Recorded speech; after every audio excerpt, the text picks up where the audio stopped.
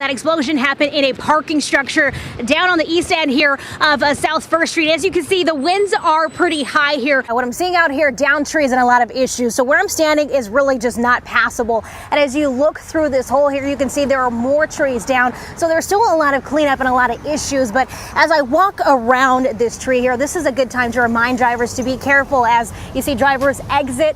They want to make sure that they are paying close attention because, again, this is blocking some visibility. This mall is now a crime scene, so when you drive up to the mall, you're going to run into these cement blockades. These are actually on every single entrance to the mall. They say that video of Jacob Blake being shot was triggering, and that triggering led to property damage. You can take a look at this dump truck here. This dump truck was actually placed here to block protesters and demonstrators from getting access to the courthouse, to the police department. The players celebrated on the court with the conference trophy, but it was close throughout Game 6. And with Giannis on the sidelines, his teammates had no choice but to step up. I want to walk along this crowd here if we can for a second because there was another gentleman I spoke to earlier, and I want to see if we can talk to him again. Look at his outfit. But check this out. It's a QR code. So the Brewers are changing how you order at concessions. You just scan the code here. It happens fast, so pay attention to the right side of your screen. One moment you're in traffic, and in an instant, it turns violent. It's so sad. This, according to Milwaukee police, is the result of street racing. I spoke to a resident who didn't want her face shown, but tells me racing happens often here in Hampton Heights. It's crazy. It's very crazy. But it's a lot of it going on, and it's going to continue. But more than the mangled mess left behind, this crash took 2 lives. Police tell us the victims killed were 2 22-year-old men from Milwaukee. And my prayers just go out to the families because the 2 that died, they was trying to get out the way.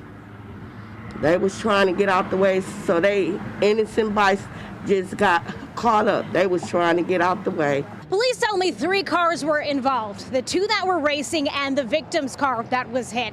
They also say 2 people are now in custody, but as you can see, the damage has already been done. You never know when it's your time. So my heart just goes out to prayers to the families. Cherney Amhara, WISN 12 News. This now viral video of Kenosha police shooting 29-year-old Jacob Blake, reportedly with children in his car, has stirred up unrest. He shot him 3 times and hesitated for a quick second and shot him 4 more times. It was crazy. Kenosha police say they were called here for a domestic incident, and neighbors say they saw multiple women arguing, and that's when the man I spoke with says he pulled out his phone and started recording. I was just sending this to somebody like, look what's going on right here, and I just so happened to catch the police shooting this man. I didn't think they were going to shoot him at all. He claims he doesn't know Blake, but says from what he saw, he wasn't aggressive. The police might say he was resisting arrest, but he wasn't attacking the police. They were telling him, drop the knife. I didn't see a knife in his hand. He wasn't coming at them towards a knife. And they shot him in the back as you were pulling this man's shirt. I don't understand that. Are you thankful you were able to capture this video? Yes, because without this video, the police could have told any side of the story they wanted to make. Now, this neighbor who gave the world a glimpse of Kenosha is most worried about Blake's son.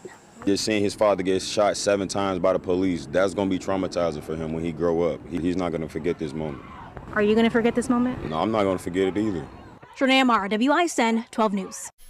This is Heavy Hitters through the eyes of those it was built for. You get to have fun and hit the ball around the field. What were you doing to practice baseball before Heavy Hitters? I was usually either practicing with my dad in my basement. There you go. The indoor training facility is the brainchild of Felix Santiago and Marcos Ramos Garcia. There needed to be something more for people to come to and for people to utilize year-round. Really wanted to just help revitalize baseball here in the inner city. Do you like Heavy Hitters? Yeah. Yeah, you like it? Yeah. What's your favorite part? I'm training with Felix. And they're bringing a lot of experience to the table. Who is this here behind us? It's me when I played with the Junkie in Kansas City Royals. Santiago is from the Dominican Republic, but made Milwaukee home after spending 6 years playing pro baseball. How cool is it being able to, be taught by someone who actually was in the MLB? It's cool because he brings the experience from professional level down to us so we can get better. And the big thing here is access and affordability for families, like monthly memberships for under $60. Make sure that we have something that the kids in the community that may not be able to pay for traveling teams and, that kind of access. In Milwaukee, Cherney Amhara, WISN 12 News.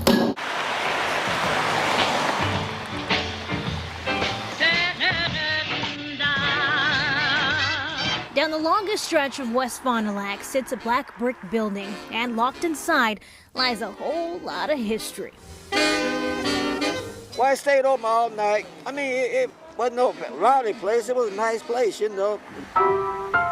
This is Satin Doll's Lounge, but you can't talk about it without talking about the doll herself, Manette Satin Doll Wilson, a woman described to me as beautiful, vivacious, and unapologetic.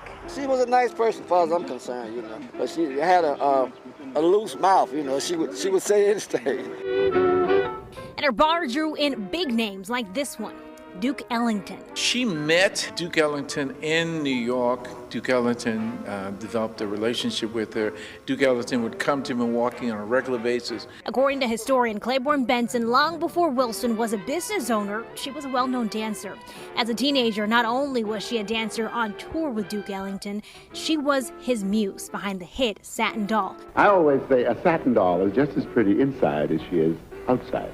Composed by Ellington and sung by Ella Fitzgerald.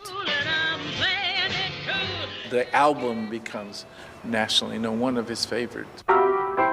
Wilson died in 2017, but you can find her gracing the walls of the Wisconsin Black Historical Society. She's loved and revered. She dances with grace, and she dances across bars, and yes, Satin Doll. Cherney Amhara, WISN 12 News.